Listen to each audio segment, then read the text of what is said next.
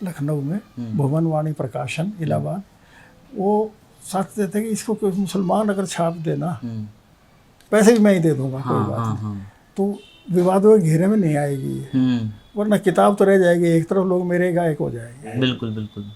तो उन्होंने पकड़ा किसी तो को? उन्होंने एक जो ये पहले होती थी ना, जीप नाम से वो आती थी, टार्च, ठीक है, और जीप के सेल्स भी आते थे जी, आते थे तो बिल्कुल। उसके जो मालिक थे वो मिस्टर शेरवानी थे, मुसलमान थे। ठीक है। ये उससे मिले कि शेरवानी साहब मैंने इसी तरह अनुवाद किया है और मैं चाहता हूँ कि पैसा भी मैं लगा दूंगा, आप इसे नाम दे दें दो अपना वाला कि भी आपके यहाँ से प्रकाशित हुई है, आपके सहयोग से प्रकाशित हुई। बोला यार अवस्थी जी आप तो बच जाओगे, मेरा क्या होगा? ठीक है। अगर मेरे पीछे लोग पड़ गए तो मेरे तो को मैं तो बचने की गुंजाइश भाई, नहीं। एक हिंदू व्यक्ति ने लिखी है और मेरे पीछे पड़ जाएंगे, ऐसा? नहीं, तुमने ऐसी किताब छापी क्यों? छापी क्यों? मुसलमान होते हुए तुम्हें इसमें पचड़े पड़ने की जरूरत क्या थी? क्योंकि ऑलरेडी है। हाँ। तो देवबंद के एक वो थे विद्वान, उन्होंने कहा भाई किताब बड़ी अच्छी लिखी है, किताब में बहुत ही मेहनत की, अगले ने सारी बातें बड़ी ठीक हैं, कमी एक ही है, इसका लिखने वाला हिंदू है।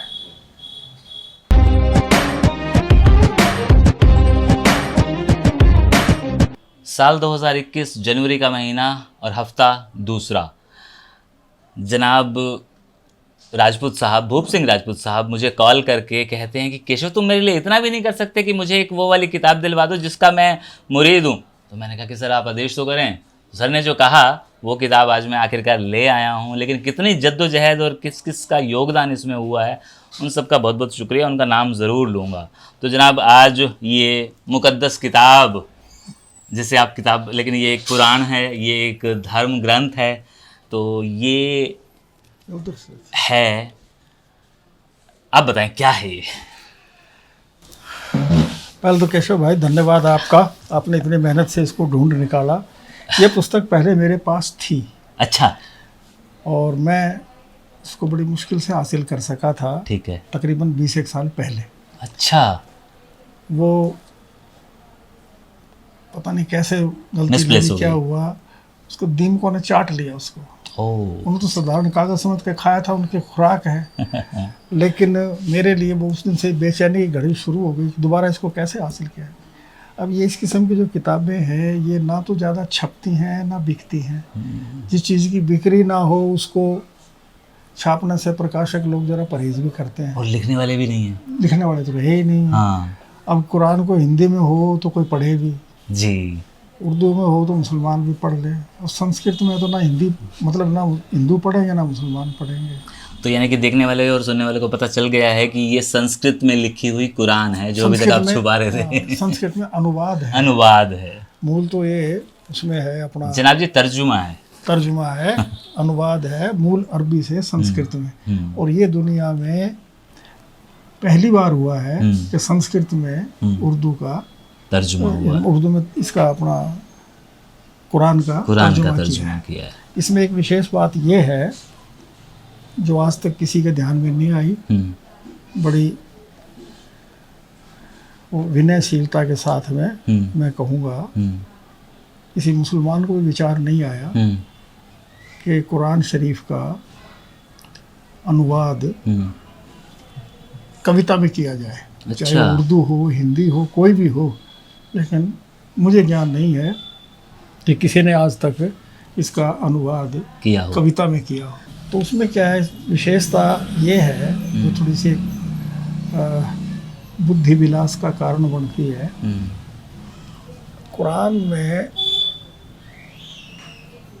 जो आयतें हैं, यानी पद्य अंश जितने भी हैं, उनमें कोई ऐसा नियम नहीं है कि वो इतने अक्षरों का हो, जैसे कि संस्कृत के और हिंदी के होते हैं, भाई इतने अक्षर में हो तो वो कविता का पूरा बनता है हिसाब से। इसमें एक आयत तो है अलिफ लाम मीम, 3 अक्षरों की है, 3 अक्षर हो गए। और एक सूरह बकर की आयतें हैं जो बहुत बहुत लंबी हैं, 2-2, 3-3 वाक्यों के अंदर जाके पूरी हुई हैं। ठीक है। तो उसका फिर अब कितना वो आदमी करेगा व्याख्या, जो 3 अक्षर है उनकी व्याख्या कितनी करे ताकि वो 4 लाइन की तो बने कम से कम। हाँ जी। तो इस तरह से ये एक असंभव सा काम था। असंभव तो खैर नहीं, असंभव होता तो यही क्यों होता, मतलब मुश्किल काम था। जिस तरफ किसी ने ध्यान लगाया ही नहीं। तो पंडित ये अपना आचार्य जो सत्यदेव वर्मा, हाँ, सत्यदेव वर्मा जी थे, इनका इस तरफ ध्यान गया। संस्कृत के लेक्चरर थे ये, पढ़े लिखे आदमी, विद्वान भी थे, MA PhD हैं। अब तो इनका शरीर पूरा हो गया। तो इन्होंने ये किया है जो काम, यानी जो अलिफ लाम मीम है उसको भी 4 लाइनों के अंदर व्याख्यात किया है। ठीक है। और जो सूर्य बकर की लंबी आयतें हैं उनको भी 4 में समेट दिया है। समेट दिया। एक ये काम इनका ऐसा है जो न भूतो न भविष्यति, अब तक किसी ने किया नहीं, आगे कोई करेगा इसकी उम्मीद भी वाह, ना के बराबर है। जो आपने ये कहा ना कि ना भूतो ना भविष्यति, हम संस्कृत की तर्जुमा की हुई कुरान की ही बात कर रहे हैं। आपने संस्कृत में ही उसके जो उदाहरण दिया है, जो एग्जाम्पल दिया है, वो बड़ा सही है। उसकी कोई हिंदी है ही ना भूतो ना भविष्यति, ना कभी हुआ है ना होगा, ना कभी होगा। अच्छा, दूसरा, उस आदमी के लिए तो ये वाकई में असंभव था, लेकिन उसने संभव कर दिखाया। मेरे लिए ये बहुत बड़ा काम था इसको प्राप्त करना, इसे हासिल करना, जिसके लिए मैंने जिन लोगों की मदद ली है मैं जानता हूँ। विकास गुलाटी जी हैं, अच्छा, दिल्ली से हैं। उनको जब मैंने आपका दिया हुआ संदेशा भेजा, मैंने कहा विकास जी आपने हमारा वो वीडियो देखा है भूप सिंह राजपूत जी वाला? कहते हाँ, उनके तो मैंने सारे देखे हैं। मैंने कहा उन्होंने, क्या हाल है केशु भाई? मैं ठीक हूँ, आप सुनाइए कैसे हैं? कहाँ हो? मैंने कहाँ जाना है, मुल्ला की दौड़ मस्जिद तक, घर से दुकान, दुकान से घर। आप बताओ दिल्ली कब आ रहे हो? लेकिन पहले आप ये बताओ, आपने एक वीडियो देखा होगा शायद भूप सिंह राजपूत जी वाला? हाँ हाँ बिल्कुल देखा है, जिसमें हिंदू मुसलमान राजपूतों का जिक्र कर रहे हैं। हाँ हाँ हाँ, वही। तो उन्होंने एक काम सौंपा है मुझे, और वो करना है। ऐसा क्या हो गया? अरे कुछ नहीं, बस वो एक ना किताब है, किताब भी क्या, वो एक ग्रंथ है, कुरान है एक्चुअली, संस्कृत में लिखी हुई है, और सब जगह खोज मारी, नहीं मिली, और अब पता चला ये है कि वो दिल्ली में है। अरे यार ऐसे क्यों चिंता करते हो, हम बैठे हैं दिल्ली में, घबरा क्यों रहे हो आप? हाँ, इसीलिए आपको फोन किया, आपको परेशान कर रहा हूँ कि आप वो मंगवा दो, आप लड़के को भेज दो, वो ले आएगा। लड़का क्या, मैं खुद जाऊंगा? ऐसी बात है, आपकी इज्जत हमारी इज्जत एक बराबर है। ले तो ठीक है, अच्छी बात है, आप चले जाएंगे। भेजो, फटाफट भेजो फिर।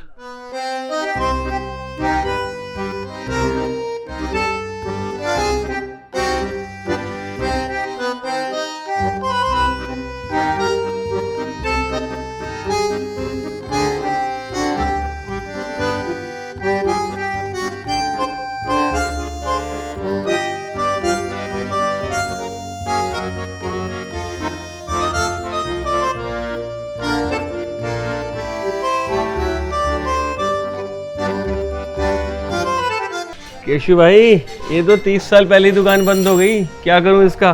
अच्छा, आप बताओ। कहीं आसपास से पूछ लीजिए नया एड्रेस क्या है, मिलेगी तो वो यहीं। करता हूँ आपको 10 मिनट में फिर कॉल बैक करता हूँ।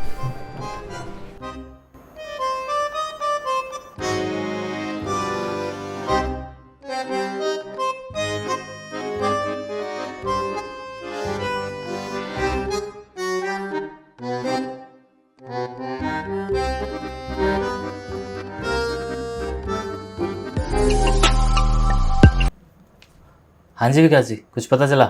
मुबारक हो केशु जी, आपकी मुकद्दस किताब मेरे पास आ गई है। शुक्रिया शुक्रिया शुक्रिया। अब ये बताओ आप चांदनी चौक कब आ रहे हो?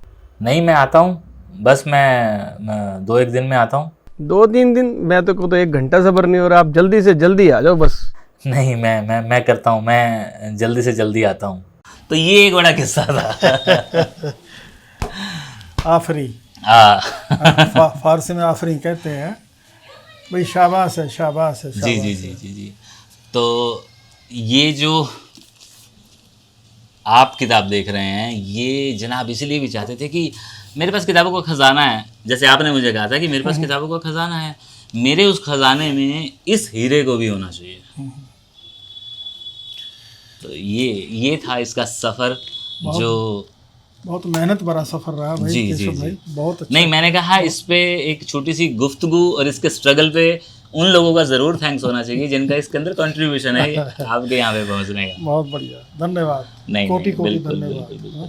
अच्छा, इसकी कुछ खास बात एक आप बता रहे थे ना कि इसको मुस्लिम समुदाय ने, मुस्लिम समाज ने इसीलिए इसको उतनी तवज्जो नहीं दी, उसका जो कारण था वो आप अपने मुझे हाँ, बताया था, वो क्या कारण था? वो ऐसा था, उन्होंने कहा, वो दूसरी पुस्तक है वो, जो उन्होंने कहा था ना, वो पंडित अवस्थी जी हैं लखनऊ के, उन्होंने कुरान का जो अनुवाद किया है वो उच्चारण के हिसाब से किया है। ठीक है। यानी जो उच्चारण है अरबी का और हिंदी के उच्चारण में बहुत अंतर है।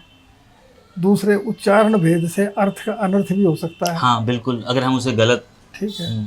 तो इसलिए उन्होंने, पंडित नंदलाल जी अवस्थी ने उसका जो अनुवाद किया, उसके पहले उन्होंने अरबी के ढूंढ करके वो शब्द निकाले जिनका कि हिंदी में दूसरा ही अर्थ हो जाता है। ठीक है। तो उनसे बचने के लिए उन्होंने क्या क्या तरीके लगाए, क्या किया, और उसने उसी जो उन्होंने वर्णमाला बनाई थी, सुधरी हुई वर्णमाला अरबी की, इस बारे में को संस्कृत में किताब है, उन्होंने PhD की थी एक सज्जन ने। ठीक है। उस किताब का शीर्षक ये था कि संस्कृत शब्दों का हिंदी में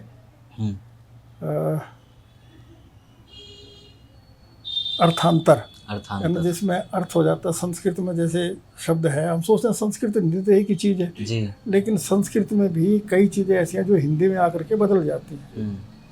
तो इस तरह से उन्होंने बड़ा मेहनत का काम किया, और वो पंडित नंदलाल अवस्थी जी की किताब थी, वो काफ़ी मेहनत से, बड़ी मोटी किताब है।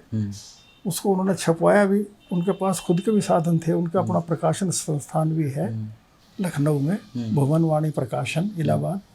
वो साथ देते कि इसको कोई मुसलमान अगर छाप देना, पैसे भी मैं ही दे दूंगा, कोई बात नहीं, तो विवादों के घेरे में नहीं आएगी, वरना किताब तो रह जाएगी, एक तरफ लोग मेरे गायक हो जाएंगे। बिल्कुल बिल्कुल।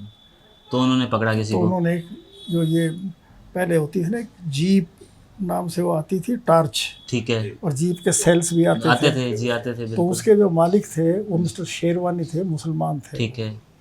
ये उससे मिले कि शेरवानी साहब, मैंने इसी तरह अनुवाद किया है और मैं चाहता हूँ कि पैसा भी मैं लगा दूंगा, आप इसे नाम दे दें दो अपना वाला, कि भाई आपके यहाँ से प्रकाशित हुई है, आपके सहयोग से प्रकाशित हुई। वो बोला, यार अवस्थी जी, आप तो बच जाओगे, मेरा क्या होगा? ठीक है। अगर मेरे पीछे लोग पड़ गए तो मेरे को बचने की गुंजाइश भाई, एक हिंदू व्यक्ति ने लिखी है और मेरे पीछे पड़ जाएंगे, ऐसा नहीं। तुमने ऐसी किताब छापी क्यों? मुसलमान होते हुए तुम्हें इसमें पछड़े जरूरत क्या थी? क्योंकि ऑलरेडी है। हाँ। खैर, उन्होंने उसके पीछे पड़ के समझा बुझा करके वो छपवा दी। वो शेरवानी संस्करण आज तक भी एक ही बार छपा है, दोबारा नहीं छप सका। अच्छा, मोटी किताब है, कम से कम शेरवानी संस्करण। हाँ, अच्छा, शेरवानी एडिशन। जी जी जी। तो उस मेरे ख्याल 1500-1600 पन्ने की किताब है, अच्छी बृहत काय है। वो ज़्यादा क्यों पॉपुलर नहीं हुई या बटी क्यों नहीं? वो बताया ना उसके बारे में। जैसे फिर बाद में जब समीक्षाएं आई और आई, तो देवबंद के एक वो थे विद्वान, उन्होंने कहा भाई किताब बड़ी अच्छी लिखी है, किताब में बहुत ही मेहनत की, अगले ने सारी बातें बड़ी ठीक हैं, कमी एक ही है कि इसका लिखने वाला हिंदू है। अच्छा। अगर ये मुसलमान होता तो ज़्यादा अच्छा था। हिंदू ने प्रकाशित के सारी गुण इसको एक ही बात में ख़त्म हो जाते हैं कि इसका जो लिखने वाला वो हिंदू है। इस वजह से इसको मुस्लिम समुदाय ने या मुस्लिम लोगों ने मतलब कम से कम मैं इसको अच्छा नहीं समझता किताब को। तो इस तरह से ये जो संस्कृत का कुरान लिखा गया सत्यदेव जी द्वारा, इसका एक ही एडिशन छपा और दोबारा छपा ही नहीं। ये बात तो उन्होंने भी कही, जो बेच रहे थे ना, उन्होंने कहा कि भाई 15-20 साल में कोई मांगने आया है, हमारे पास तो बस यही पड़ी हैं, 10 ही मंगाई थी और 2 पड़ी हैं, ले जाओ। तो ये वाला हाल है। ये है कुछ चीज़ों पे हमारे समाज के अंदर कुछ लोग हैं जो अपनी कलम से अपनी ज़िंदगी लगा देते हैं किताब को लिखने में, और जब वो छपने की नौबत आती है और गलती से वो छप भी जाती है तो लोग खरीदते नहीं हैं, उसकी कदर नहीं की जाती है। तो इसीलिए शायद भूप सिंह राजपूत चाहते थे कि दुनिया कदर करे या ना करे, मेरी अलमारी में उसको होना चाहिए, मेरे खजाने में उसको होना चाहिए। बहुत बहुत धन्यवाद आपका। जी शुक्रिया।